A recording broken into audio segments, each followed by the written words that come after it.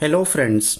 आज हम लोग ICSC board माझी मराठी स्टैंडर्ड 6 का लेसन नंबर 2 आधी बुद्धि जाते मग भांडवल इसका एक्सप्लेनेशन स्टडी करेंगे। आधी बुद्धि जाते मग भांडवल यानी पहले इंसान की बुद्धि चले जाती है और उसके बाद उसका भांडवल यानी जमा किया हुआ पैसा या प्रॉपर्टी वो भी चले जाती है। यानी गुस्से में इंसान अपने आपे से बाहर होकर ऐसी कोई हरकत कर देता है जिससे उसको बहुत बड़ा नुकसान उठाना पड़ता है। ये एक छोटी सी स्टोरी से इस लेसन में समझाया गया है। तो एक तगडा पण सैल जिभेचा इसम आपल्या गावाहून दुसऱ्या गावी पायी जात असता, यानी एक तगड़ा स्ट्रॉन्ग पण सैल जिभेचा लेकिन बहुत तेज जबान का, ज्यादा बोलने वाला इसम एक व्यक्ति आपल्या गावाहून दुसऱ्या गावी पायी जात असता, अपने गांव से दूसरे गांव पैदल सफर कर रहा था। तो उस वक्त वाटेत त्याला एक वाट मार्याने गाठले। रास्ते में उसे एक वाट मारा यानी चोर डाकू उसने पकड़ लिया। त्या वाट मार्याशी त्याने बराच वेळ शर्थीची झुंज दिली। उस डाकू से उसने बहुत देर तक शर्थीची झुंज दिली, बहुत देर तक पूरी ताकत से अपने मुकाबला किया, लड़ा उससे। पण शेवटी तो थकल्याचे पाहून त्या लुटारूने त्याच्यावर जोरदार हल्ला चढ़वला, लेकिन एट लास्ट वो थक गया। तो ये देखकर उस डाकू ने उस पर जोर से हमला किया, वो त्याला बेदम चोप दिला और उसको बहुत बुरी तरह उसकी पिटाई की। त्यामुळे नाईलाज होऊन तो इसम चुपचाप उभा राहिला। तो आखिरकार नाईलाज होकर थक कर वो आदमी चुपचाप खड़ा हो गया, उसने सरेंडर कर दिया। मग त्या लुटारूने त्या इसमाच्या शर्ट पैंट के सर्व खिसे तपासून पाहिले।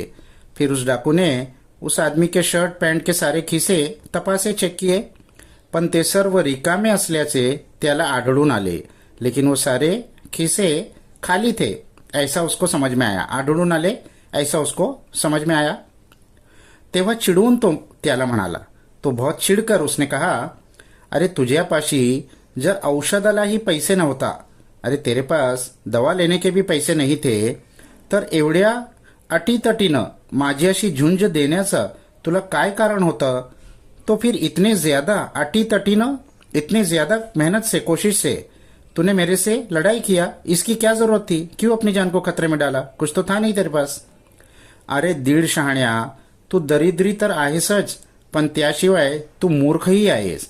अरे डेढ़ शहाने इंसान, तू गरीब तो है ही, दरिद्री गरीब, लेकिन उसके साथ साथ तू तो मूर्ख भी है, फुलिश भी है, बेवकूफ भी है। जबरदस्ती अपनी जान को खतरे में डाला। याप्रमाणे बोलून तो लुटारू निघून जाऊ लागला असता, तो ये कहकर वो लुटारू, वो डाकू तो वहां से जा रहा था, उसको समझ गया इसके पास कुछ नहीं है। तो वाटसरू रागाच्या आहारी जाऊन त्याला म्हणाला, अब इस वाटसरू, इस ट्रैवलर को गुस्सा आ गया, मुझे मेरी इंसल्ट कर दिया, मुझे इतनी सारी बातें सुनाया, तो इसको गुस्सा आ गया और गुस्से में उसने उसका जवाब दिया और कहा, ए महामूर्खा, कुणाला रे दरिद्री और मूर्ख म्हणतोस? उसने कहा, अरे ए महामूर्ख, तू किसको दरिद्री और मूर्ख कह रहा है? गरीब और बेवकूफ किसको कह रहा है? मला? मुझे? मी जर दरिद्री असतो, अगर मैं गरीब होता, तर या घडीला माझ्यापाशी रोख 10,000 रुपये असते का? तो इस घड़ी, इस वक्त मेरे पास कैश 10,000 रुपये होते क्या? आणि मी जर मूर्ख असतो, और अगर मैं मूर्ख होता, बेवकूफ होता, तर तुझ्यासारख्या दरिद्री वाटमाऱ्याकडून माझे ते पैसे लुटले जाऊ नयेत म्हणून माझे डोके वापरून ते पैसे माझ्या दोन्ही पायांतल्या बुटांच्या तळाशी दडवून ठेवले असते का? और अगर मैं बेवकूफ होता, तो तेरे जैसे गरीब डाकू से बचाने के लिए अपने आप को मैंने अपनी दिमाग लगाकर वो पैसे को अपने पैर के दोनों बूटों के तलवों में छुपा कर रखा होता क्या? मी शहाणा असल्यामुळेच ना ही शक्कल लढवू शकलो। अरे मैं शहाणा, होशियार, इंटेलिजेंट था, जभी तो मैं ये शक्कल लढवू शकलो, जब तो मैंने ये आयडिया लगाया। त्या वाटसरूच्या तोंडून हे गुपित बाहेर पडताच त्या लुटारूने त्याला आणखी चोप देऊन, अब गुस्से में इस ट्रैवलर के मुंह से वो गुपित यानी सीक्रेट बाहर पड़ गया, उसने अपना सीक्रेट बता दिया। तो उस लुटारू ने, उस डाकू ने उसको और खूब पीटा, चोप देऊन बहुत पिटाई किया। त्याच्या दोन्ही पायातले बूट काढले, उसके दोनों पैर के बूट निकाला आणि त्यांत दडविलेले 10,000 रुपये घेऊन तिथून पलायन केले और उसमें छुपाए हुए दडविलेले छुपाए हुए 10,000 रुपये लिया और वहां से पलायन किया यानी वहां से भाग गया. तो वाटमार्या निघून गेल्यावर हुंदके देत देत तो वाटसरू स्वतःशी म्हणाला. अब वो डाकू के जाने के बाद हुंदके देत देत यानी हिचकी लेते हुए रोते हुए उस वाटसरू ने उस ट्रेवलर ने अपने आप से कहा. अब इसको समझ में आ गई अपनी गलती. वास्तविक आपले खिसे तपासून त्यात पैसे नाहीतसे पाहून तो लुटारू आल्या वाटेने जाऊ लागला होता.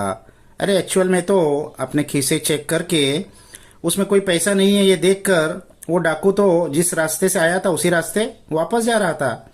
आता जाता जाता त्याने आपल्याला दरिद्री व मूर्ख अशा शिव्या दिल्या और जाते जाते उसने मुझे दरिद्री व मूर्ख गरीब और बेवकूफ ऐसे शिव्या ने बॅड वर्ड्स दिया.